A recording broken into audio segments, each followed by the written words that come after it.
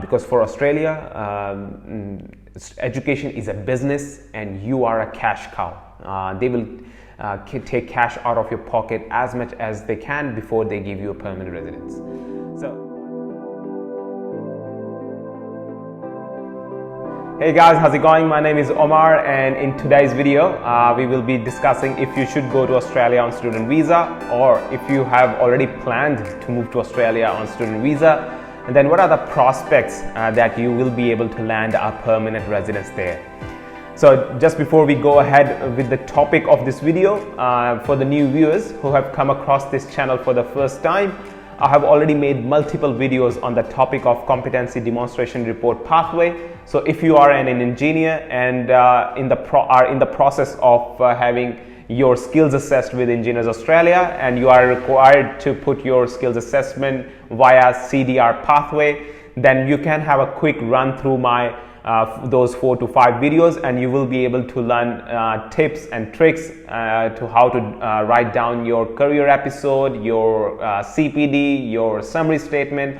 All of that information is available in those videos, so make sure you have watched those videos before you have submitted your skills assessment application with Engineers Australia. Now, coming back to the topic of this video. Now, if you are going to Australia to study in relation to engineering, IT or accounting, then the chances are that the amount of struggle and money that you will be putting in order to attain your PR will be much more higher than any other professional. Why I am saying that? That is because accountancy, IT, and most of the engineering professions are subjected to pro rata arrangements, meaning that the cutoff points for these three professions is much more higher than any other profession. You would be required to score minimum of 90 or 95 points so that you can get invitation from Department of Home Affairs to lodge your 189 visa. So why I'm saying that that you will need to put much more struggle is because once you have done your graduation, and now in order to meet 90, 95 or 100 points, what would be your options? Your option would be to immediately enroll yourself into professional year, and trust me, professional year is very expensive. It cost me $16,000 or $15,000 back in 2017. So once you have paid off your university fee and have just finished your education, immediately you will be paying $16,000 again to Australian government just for 5 points. And that professional year goes for a full year. So leave that one aside. For 5 points you will be paying $16,000. Next, your option would be to sit PTE exam, so that you can score at least 79 points in each of the part, so that you can take 20 points. So the chances are you will not be able to score 79 points in the first attempt. So you might be sitting 4, 5 or 6 attempts before you could get 79 points in each of the part. You may be able to get 79 points in your first attempt, but I'm just talking in average, like for average people, like on average it does take at least 4 to 5 attempts to score 79 points in your PTE exam. So once you have done your PTE exam and have scored 79 each, next thing you will move on to would be your NAATI exam. Now you will try to sit in NAATI in order to get 5 points for community language tests. Again, it will cost you around $600 to $800. The NAATI exam, it will cost you that much, and you never know that you would be or you would not be able to clear the NAATI exam in your first attempt. So leave that one aside. Once you have done that, the next part would be to have your skills assessed. So for engineers, you will be filing your skills assessment application with Engineers Australia, and it costs roughly around $1,200 to $1,300. So that's again another bill. Once you have done that, then you will be looking for further options that can actually give boost to your points. So what I'm trying to say is that you would continuously be spending money in order to file your 189 visa. So if you are planning to move to Australia to study in the fields related to engineering, IT or accountancy, then for me you are not making a right choice, because you would be paying so much and you would be spending so much, and you will be putting in way too much effort as compared to other professions. So before even applying, or before even going to Australia, what my honest opinion would be to sit down and go to Australian immigration website and see and go through the SOL list, skilled occupation list, and see what are the other options you have, or see what are the other options that would lead you to permanent residence much quicker and in much cost effective manner as compared to if you are going to pursue your degree in related to engineering, IT or accountancy.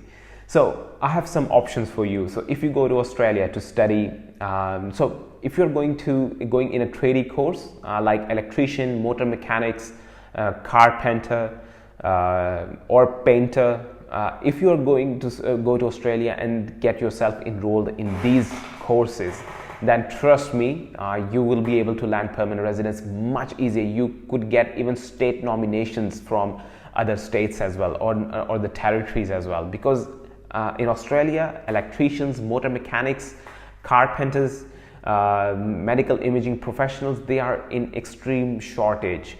So even once you have done your degree in these areas, you will be in much better position to land a job as well, as compared to studying in disciplines related to IT, engineering and accountancy. So what I'm trying to say is, do you go to Australia? You should. Australia is a beautiful country with a lot of opportunities, but go to Australia to study in areas where you can land permanent residence in much quicker and easier and in much better and cost effective manner. So I have I've already taken some of the names of those professions in which you can land permanent residence easily. Medical imaging professionals, that's a pretty good profession to get into. Orthoptists or optometrists, that's a pretty good area or to study. And also physiotherapists, that's also a pretty good area to go into and study in Australia. And you could go into nursing, and there are many other, motor mechanics and metal fitters, machinists, and carpenters. I have already taken that name.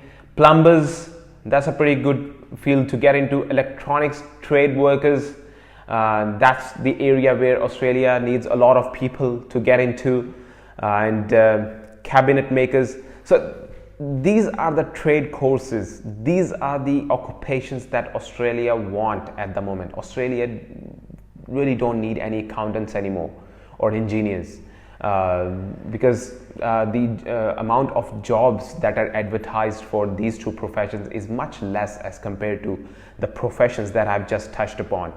So what I'm trying to say is, just make a good strategy. If your aim is to just get permanent residence in Australia, then maybe it's better to get into these courses as compared to accountancy, IT and engineering.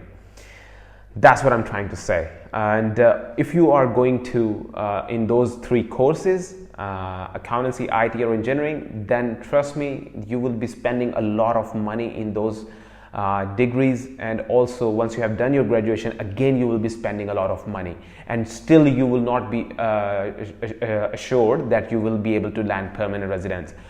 But if you go into these courses, they are slightly cheaper courses, and also they will guarantee you that you will be able to land permanent residence. So that's what I wanted to share with you guys. Please try to go through the immigration website yourself, and just don't rely on the agents, because agents will put you in a path where they will get the biggest cut or biggest commission. They will put you into courses where the universities will give them commission, and therefore they do not really care about your future. They would just put you in jeopardy. They will tell you, yes, you will be able to land permanent residence, because that's what you want to hear, and they will tell you exactly that. And what would happen is that you will end up getting trapped. So what I want to say is, do your research and go through the Australian immigration website and see the occupational ceilings of different occupations. That would give you an idea that which occupations would stay in demand for next 4, 5 or 10 years. With engineers, accountancy and IT, unfortunately the case is pretty much different. That's because obviously because the amount of candidates that are flowing to Australia in these three professions is much more higher, therefore the competition is too much.